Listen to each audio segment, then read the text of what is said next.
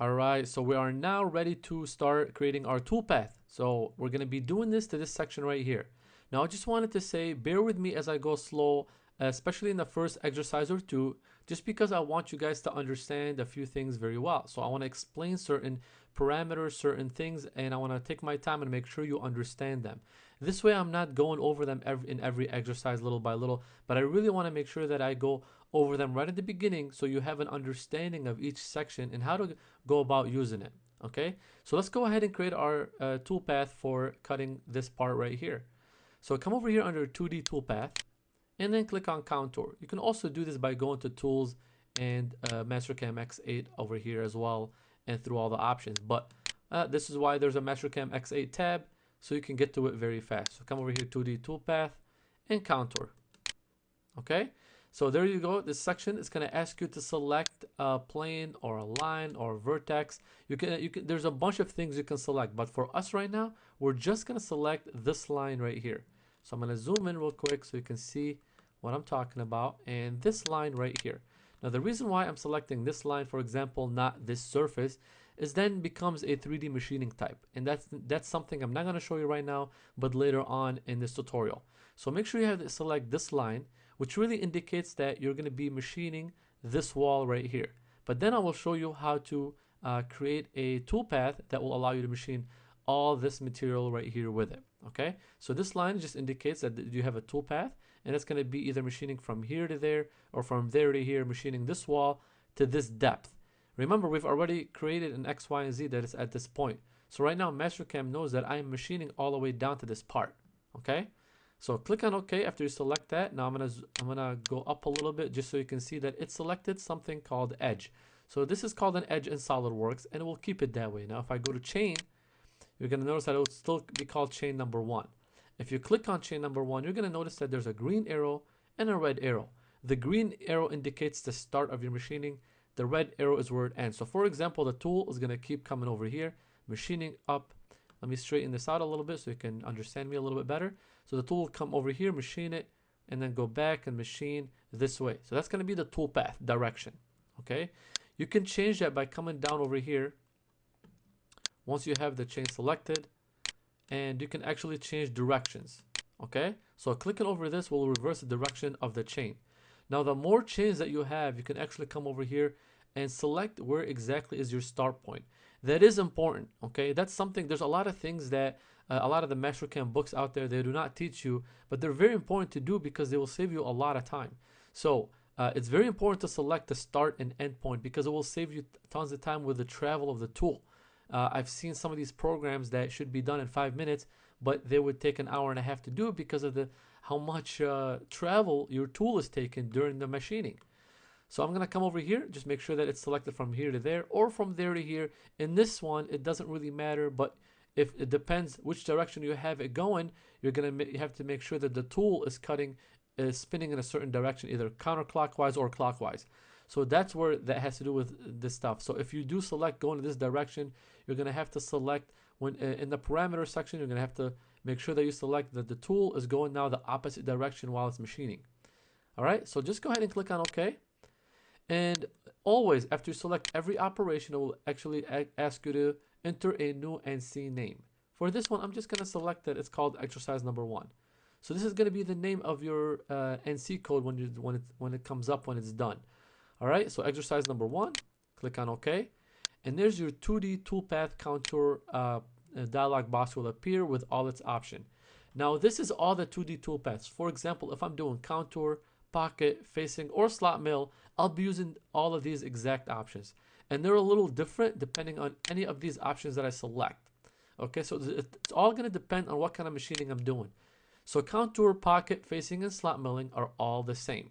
Okay, change geometry over here is if I select that, I'm able to go back and select my chain.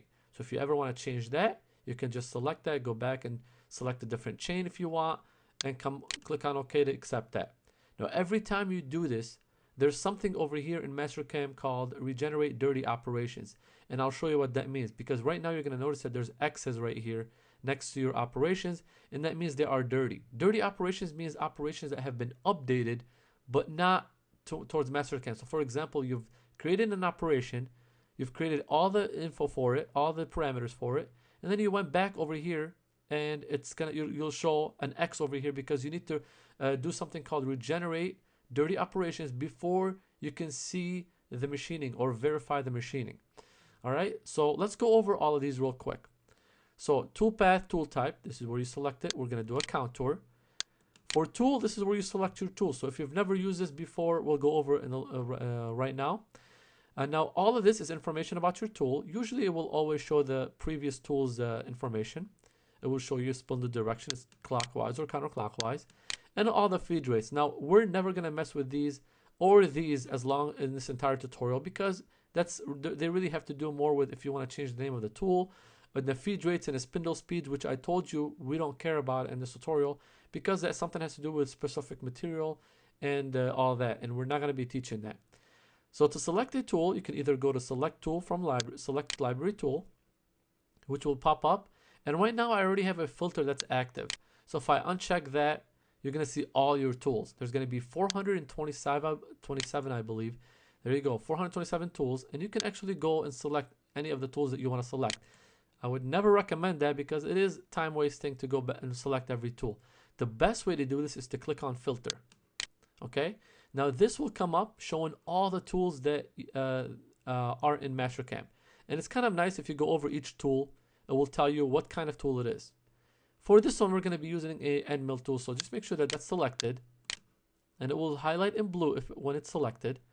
And come over here, and if this is on, ignore, or make sure that it's on equal to, and I want to choose a 1-inch end mill. You can keep these selected. I really will never change these unless I have to. We're going to keep these the same throughout the entire tutorial. And click on OK.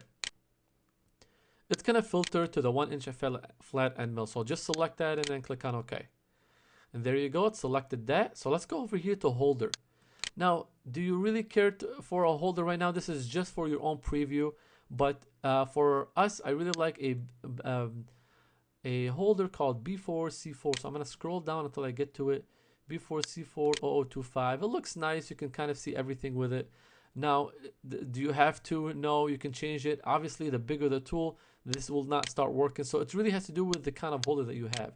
So I'm just going to select one of these. For example, B4C40032 looks kind of nice. But if you really don't care for the holder, just make sure you have the default holder selected.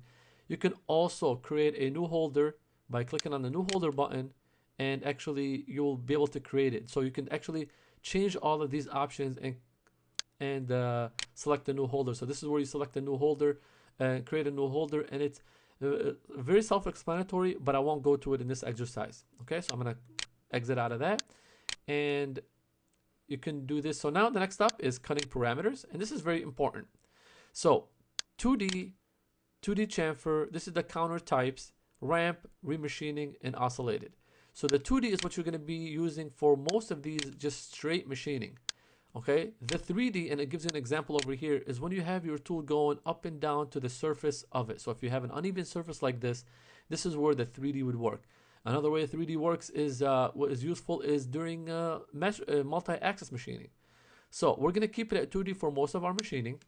Okay, there's a 2D chamfer, this is used for chamfer, and I'll be doing this in the last session in this exercise.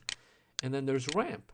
Ramp is when you have your tool going from, from a certain corner, for example, from here all the way up to the other corner. And that's the type of machining, and I'll be going over that in a certain exercise. Now, remachining, and this is a very nice feature. So this is really used only in areas where you need remachining. For example, corners. So if you have a corner, something that you've machined, like a slot, for example, but you use too big of a radius tool. So there's some material left in a corner. That's where you'd come over here and use remachining, and it will machine only the leftover material. Okay, so it's a very nice tool. And last but not least, oscillate. Oscillate is a very nice feature which allows the tool to go up and down while it's machining that entire wall. For example, it'll go up and down. Okay, and that what will happen is that we'll use more of the tool instead of using just one side of the tool. For example, this area right here, it'll use a bigger area of the tool, which means your tool will actually last longer. But for now, we're gonna just use the 2D. Okay, So for compensation type, we're going to actually select wear. I'll go over all of these as I change them in different exercises. So wear allows you to compensate for the wear of the tool as you're machining. Compensation direction, either left or right. And you'll know if you have one of these wrong, because if you're trying to machine this part, for example, and then all of a sudden it machines this side of it, that means you know you have to come over here and change the compensation direction to left or right. Just make it the opposite of what it already is. For the tip comp, we're going to leave this as tip, and we're going to leave all of these the way they are. Okay. Some of these are, you know, like the max depth variant, the stock to leave on the walls. This is for if you want to leave stuff on the wall that you want to machine towards the end, or for finishing operations, for example.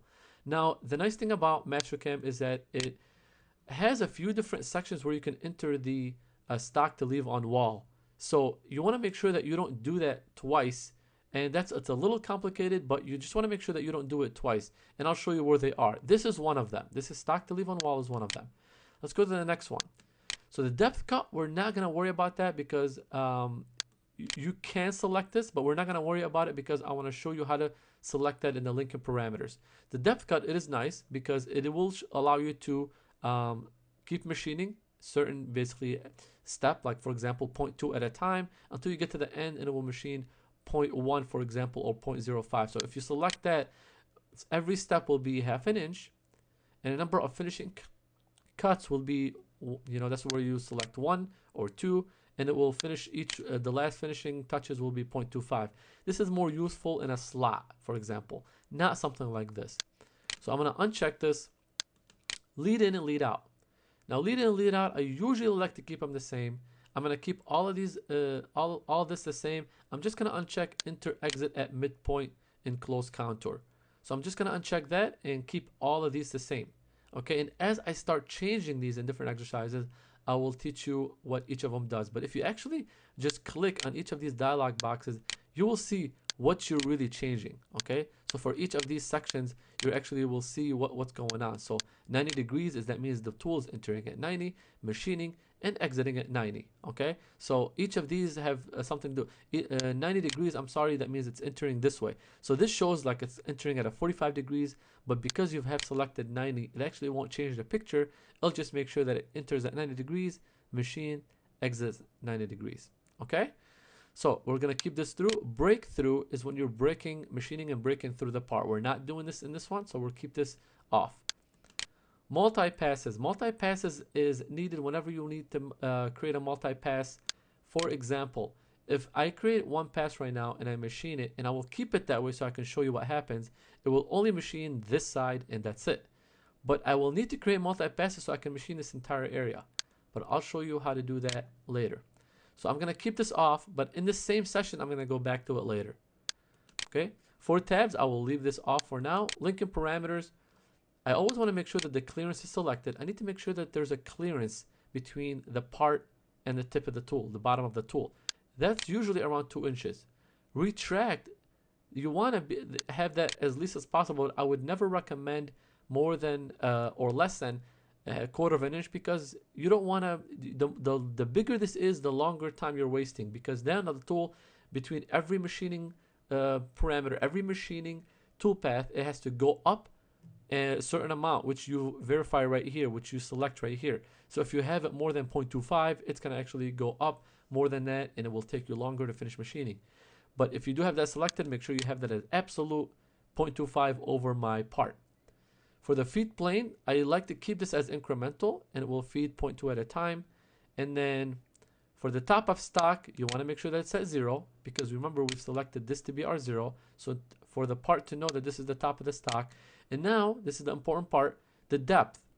The depth is going to be absolute, and now it's already selected to be -0.5. But if you want to verify it for sure, just select depth over here, and just make sure you select either this line, this corner. Just make sure that you select something on this plane. So select this vertex, for example, and just click on OK. And right away, it will give it to that -0.5. So it knows it's machining from the top of the stock, -0.5 down. All right. And then lastly, coolant. Now coolant, you can, this is where you can turn on, turn off coolant. You can keep it on. Select apply and OK. So apply just applies it. So usually what I do, between every one of these, I will apply to make sure I saved whatever I changed. And then in the end, I just click on OK to accept that. Now this will show you the toolpath. You can see the toolpath comes down, machines this side, goes back to this side, and back up again. Okay, so after you create your toolpath, you want to verify it. There's two ways to do so.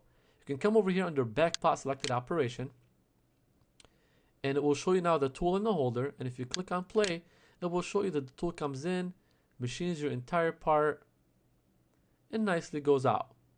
So now you know this is the way you want to machine. And then another way, which is my favorite, is to come over here under verify selected operation. Now remember, there's a little green check mark. I'm gonna select this. If I unselect it, you're gonna see that you can only see a folder, and when I select it, you'll see a little green check mark. You have to make sure this is checked so you can see these things. So this toolpath, if you don't like it, the more toolpath you have over here, the more crowded it gets.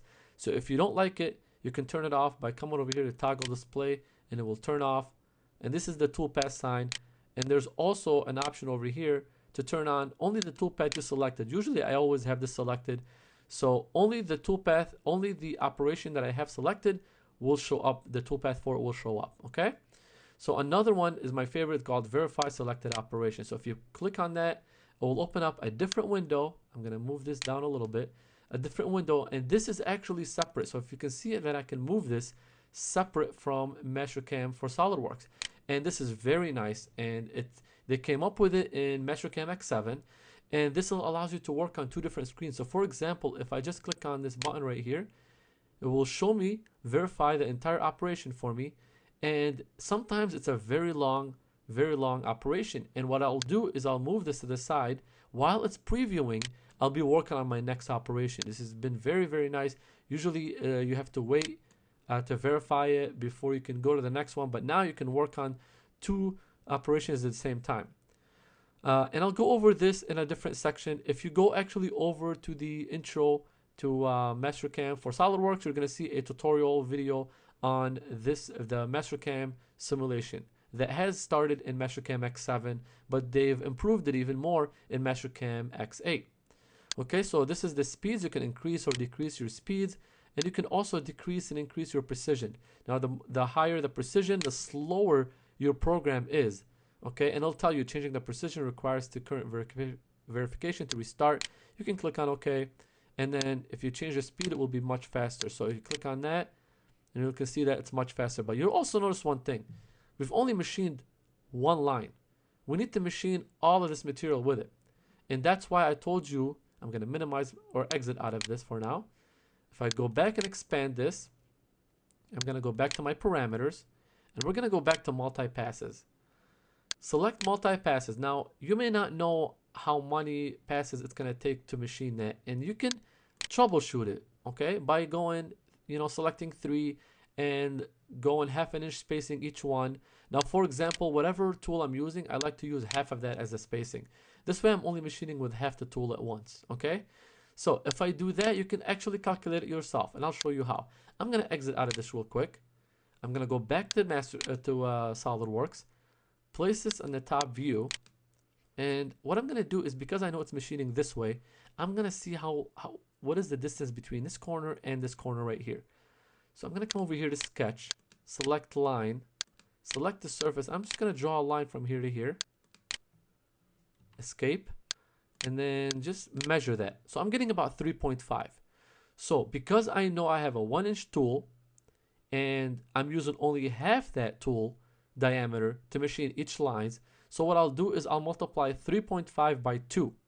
Okay, so if you do 3.5 by 2, which would mean 7, so that tells me I need about 7 lines, 7 toolpaths. So what I'm going to do is click on escape, select that, and delete it, or just exit your sketch, because I don't want to save that. I just created a sketch so I can measure the distance. So I'm going to go back now to Mastercam, back to tool parameters, and multi-passes. Select multi-passes, and now the number is 7. Half an inch apart, and then in the end, I'm just going to select one finish of 0.005. So it's going to be my last finishing operation. Okay, I'm going to tell it to keep the tool down. Okay, and that will allow it to keep the tool down at all time. Now, one thing I forgot to show you previously is if you go back to tool over here, there's an option over here called rapid retract. And you want to select that because that'll also save you some time. That will rapid retract after every operation, which will allow you to start the next operation much faster. So go ahead and click on apply and OK. You're going to notice that there's a dirty operation over here. That's because you've changed some parameters. Every time you change some parameters, the toolpath disappears, and that's a way for Mastercam to tell you that, hey, you need to verify that again.